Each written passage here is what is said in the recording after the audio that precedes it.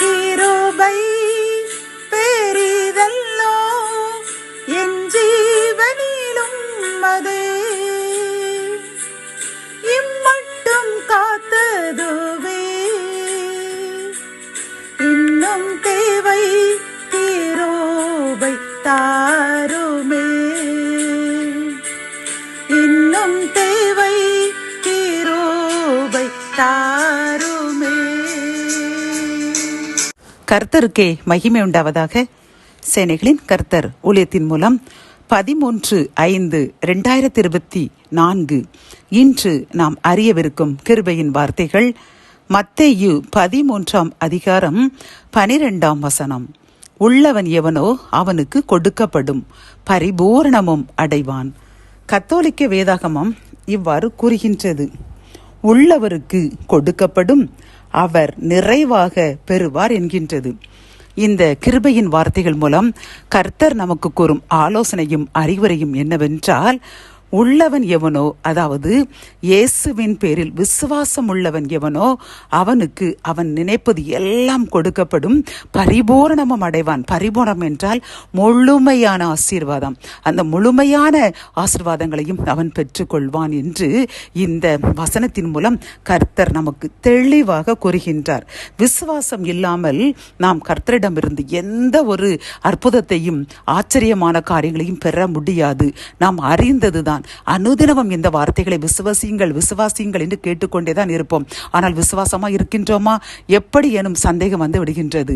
இந்த காரியம் கண்டிப்பாக எனக்கு கர்த்தர் தருவார் என்று விசுவாசமாக ஜெபம் பண்ணிக்கொண்டே இருப்போம். ஆனால் காலம் தாமதமானவுடனே இது நடைபெறாது என்று எனக்கு தெரியும் என்று அவிசுவாசம் நாம் மனது சொல்லும். அவிசுவாசத்தில் நாம் விழுந்துவிட்டு அந்த காரியத்தை நாம் விட்டு விடுவோம். ஆனால் அப்படி விடக்கூடாது. சிறிது கால தாமதமானாலும் கர்த்தர் நாம் நினைத்த இந்த காரியத்தை ஆச்சரியமான விதமாக அழகாக செய்து முடிக்கப் போகின்றார் என்று விசுவாசித்து அதுக்கு நன்றி கூறிக்கொண்டே இருக்க வேண்டும். இதைத்தான் கர்த்தர் விரும்புகின்றார். நாம் அதே போன்றது இப்பொழுது யாரோ ஒருவர் ஒரு காரியத்திற்காக ஜெபம் பண்ணிக்கொண்டே இருக்கின்றீர்கள். முடியவில்லை என்றவனை நான் இன்றிலிருந்து இனி ஜெபிக்க போறதில்லை என்று கூறுகின்றீர்கள். ஆனால் கர்த்தர் கூறுகின்றார், அந்த அவிசுவாசத்தை விட்டு நீக்கி விசுவாசமாயிரு, கர்த்தர் அதிசயம் செய்து விட்டார் என்று நன்றி கூறு. நீ விரும்புகின்ற இந்த காரியத்தில் இன்றோடு நான் அதிசயம் செய்ய போகிறேன், அந்த காலதாமதம் நீங்கி ஆசீர்வாதம் ஆரம்பித்து விட்டது என்று வாக்கு கொடுக்கின்றார். ஆகவே அன்பு சகோதரன சகோதரியே, நாம் எந்த ஒரு காரியத்தை குறித்தும் அவிசுவாசம் கொள்ளாமல் விசுவாசம் உள்ளவர்களாக இருக்க வேண்டும். இதற்கு ஆதாரமாக மத்தேயு எழுதின சுவிசேஷம் 13:57-58 பார்க்கும் பொழுது இயேசுவை குறித்து சிலர் இடரல் அடைந்தார்கள். இயேசு அவர்களை நோக்கி, தீர்க்கதரிசி ஒருவன் தன் ஊரிலும் தன் வீட்டிலுமே என்று வேறெங்கும் கனவீனம் அடையான் என்றார்.